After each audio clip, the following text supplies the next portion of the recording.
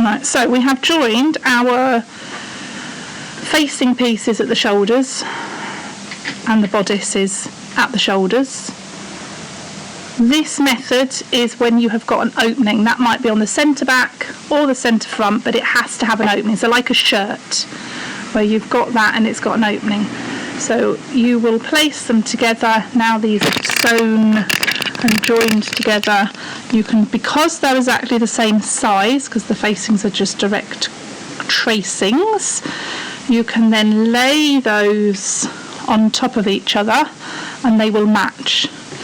Now because we've got this opening, it means that we can sew and join, obviously matching all your shoulder seams, both the neck and the armhole, and then it will allow us to bag out and pull it through the shoulder seam. I will be showing you, if you have the front and the back on a fold in a different video, how to join them and bag them out with the burrito method. So if it was a shirt, you might have your facing extended all the way down, you might have some sort of wrap, but this is just a small sample, so I'm just going to sew around that neck to show you that. It's just a small sample, so it's just small seam allowance. You use your normal seam allowances.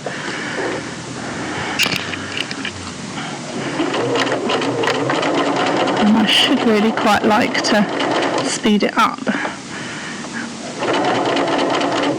Now I like understitching around necks and armholes. You won't be able to do this if you're doing it all in one go. You could sew the neck and then understitch it and then join the armholes if you want it like that, which might be quite nice to do. You will never get the understitching to go all the way around because of the methods and the small amount of bagging out. So this can have a small neck opening because this has got a small sort of like neck size shirt collar, because it's got an opening at the centre front or centre back where you could put a zip or something in. The other method would need a bigger neck, but it needs to be able to go over your head, otherwise it can't go over your head.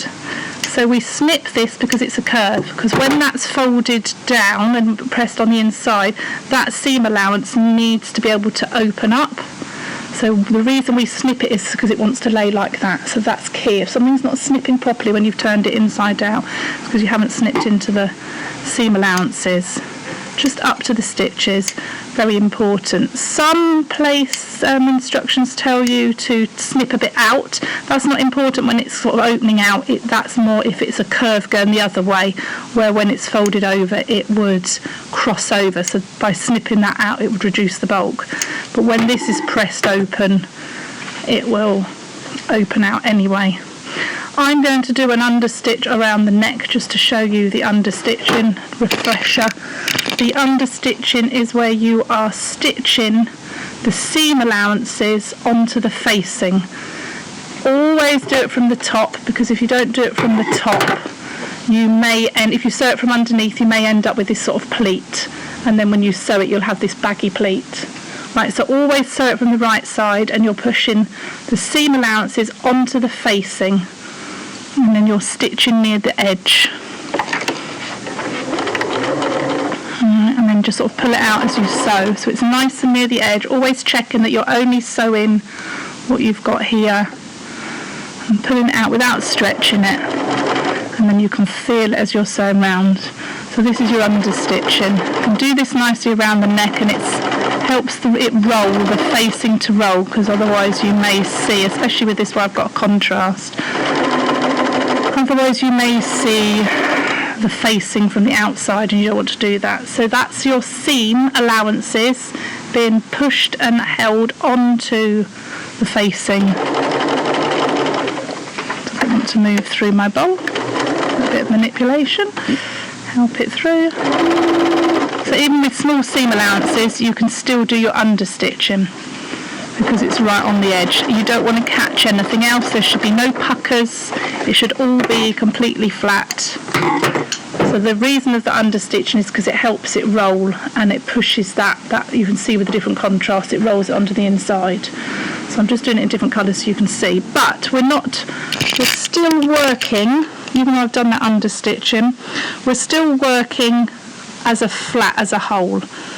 So where I've got this, I've stitched those right sides together. I've just done an understitch on my neck, and now I'm going to join. I haven't joined the side seams, I've only joined the shoulder seams. That's the biggest mistake. Keep the side seams open. If you want to do a different way of neatening, you don't want to do your side seam all in one go, just start and stop. I'll show you both ways. A little bit before, so then you could join your side seams and then whiz back over that underarm. It gives a nicer underarm finish. But I'll do the other armhole where I sew right round and then you sew the armhole all in one. So again, make sure seams are open. No need to do seam neatening because it's all bagged out inside. You will afterwards, or you could have done before, seam neaten this edge of the facing to give it a nice finish, but I would do that once it's all sewn together. Let me just, oh, it came unthreaded. Let me just pause that for a minute.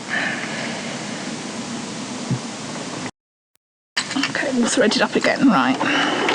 So again, I'm just using smalls. I'll do the other one the other way around. I started that one right at the edge, so I'll do the other one with it starting and stopping. Remind me.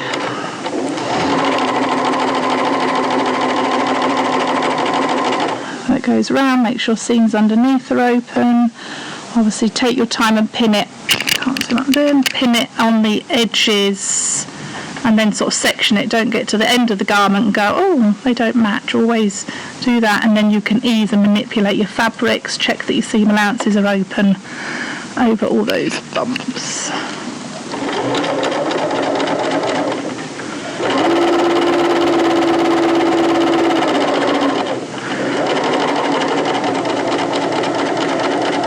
So as far as understitching goes on this armhole, you wouldn't be able to go right up into the shoulder. So you may be able to do a section here and just the bottom bit, and then you'd have to go in, but you won't be able to do that all in one. So there'd be a section that won't have understitching. That's okay. Right, so that one I've joined right round. Alright. Right round, but I'm not sewing down the side seams, okay? These are still open. The whole side seam and the facing are all open.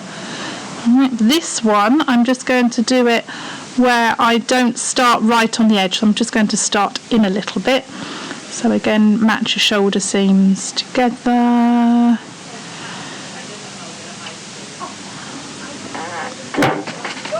There's no quick way to sew or do this. Take your time. Making sure they're all nicely together. And I'm just going to start on an actual garment you'd want to start in, so it's like a sort of a good 4 centimetres, because if you're 1.5 centimetre seam allowances, to get in and sew those. So I'll do similar here on my mini sample. Start in a bit, and then I made it unthread again. Okay, so I've left that section, remember I'm videoing, I've left that section there open. I've not sewn that bit. Okay. So, edge to edge, sew all the way round.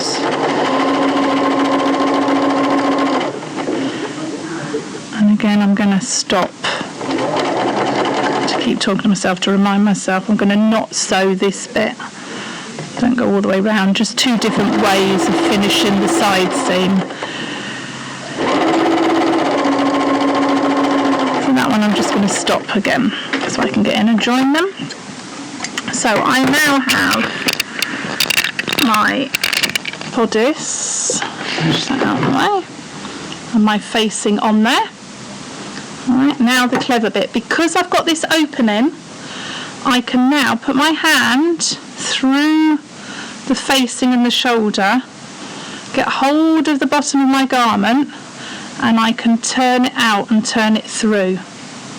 So that's all nice and neatened now. Alright, just like the armhole, I should have, which I didn't do. I'll turn it back the other way. Snip so that I can go back again. It's nice and easy, helps you see what you've done. Remember again, this is a curve, so we need to again snip the armhole all the way round. Alright. Just so that then that opens and there's no distortion and it lays nice and flat, and the seam rolls.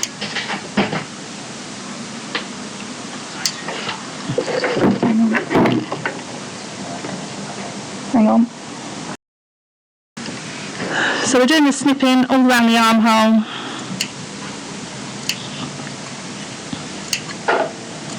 Okay, then we pull it through. So it's the front or the back, whichever's got the opening, that you then put your hand through that facing, and you'll be able to grab the hem with your fingers and then turn it through. Right. So where I've got this now, this is the front.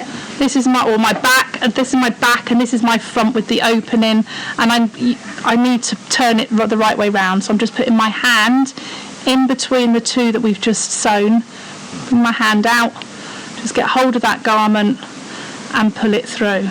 And that has now enabled, which you'd obviously take to the iron and press, that armhole, that facing, to be completely bagged out over the shoulder, across the shoulder, so not sewing that shoulder last.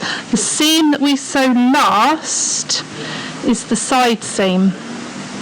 Okay, so this you would have your front, and that might have a zip in it or a button placket or something like that. You deal with that accordingly, but I want to show you the side seam. Now this first one, I sewed it right to the edges. Now lots of people are very tempted to take it to the iron, press these down. Right, you give it a really good press, and that seam, you could put understitching on there if you wanted to. That seam really lays nice and flat, and the temptation is that you then, when they're flat like this, put those together and just sew them across. Whereas I feel personally that defeats the object of all this nice neat bagging out if you then have a garment and you've got these nasty seams here. It's not attractive. So once you've sewn your facings, don't then just have them flat, put these together and sew through them flat. Open the facings up, so you'll sew as a single, the two together, you can press those into the facing. This is why I'm doing a video. So you can then join that side seam up here and the facings, which should be the same length. So I'll do that now.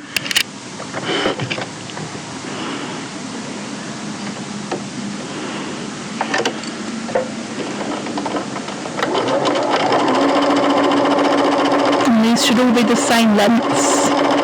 Push your seam allowances onto the facing, because that's like the understitching pivot at that point there.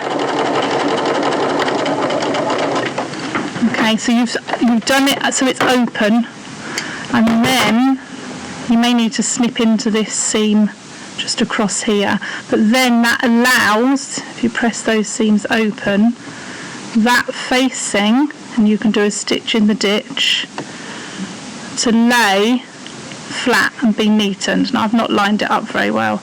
Make sure you take your time in lining them up so you don't have that step there. But then you've got a neat armhole, and it's completely fully bagged out, and then you'll be able to do a stitch in the ditch to hold that one in place.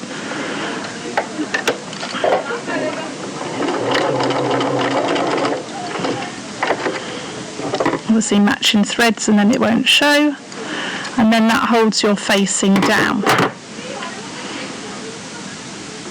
So you've got fully neatened, when it's all pressed, armhole, facing put in, bagged out.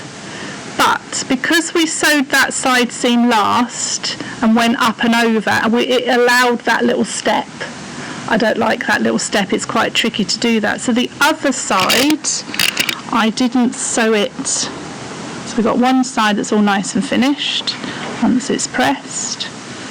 The other side, I didn't sew the facing right the way round. So what that will now allow me to do, this is a choice, both are correct, it's just that that's a bit more risky and sometimes it's a bit lumpy, but up and over. If you now treat your facings right sides together, and you can just join your facing.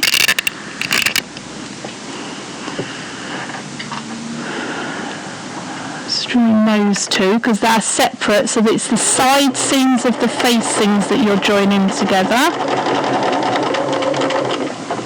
And I'm going high end here. I like a high end finish. It sits better under the arm. Always trim all these threads. Obviously all of yours will all be matching. Then I can join the two side seams of the garment.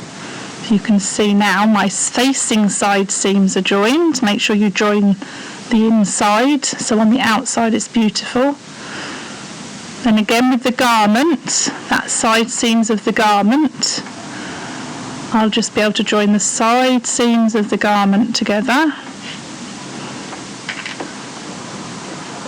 And this is the method where I didn't join right to the ends. It just allows me then this last bit of neating it that little bit nicer.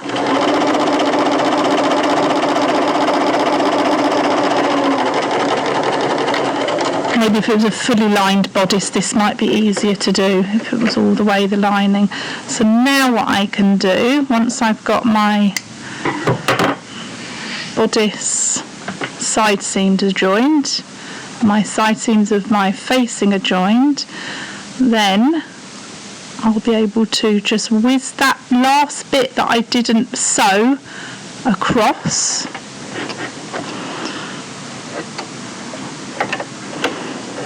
And it just means that the underarm side seams then stand upright underneath the arm rather than them being distorted and folded over.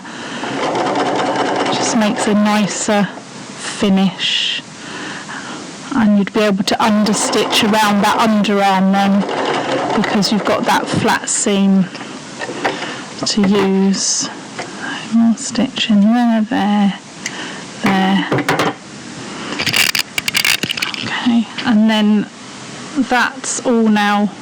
You can see that that's then, because I didn't sew that last bit, I've now been able to do that last. So this sits nicer and there's no stepping. There's no way that you can do the stepping because you correct it. You still then do that stitch in the ditch to hold that facing down. I'll just put a pin in it for now. And you could do understitching all around that armhole. So that is how we fully, the combined facing, bag it out. Yeah.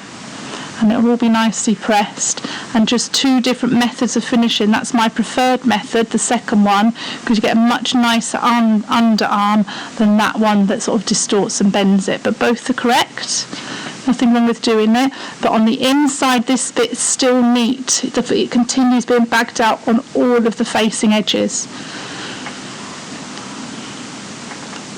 Okay, so I will give it a press and then just do a last minute bit to show you the finished result. But that's your sewing of the combined facing and how to bag it out and put it only if it's got an opening. If there's no opening, it'll be my different video.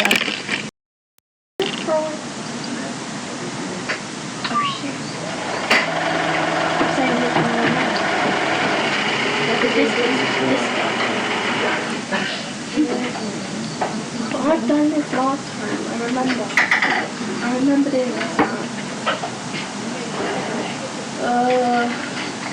I don't particularly like facing.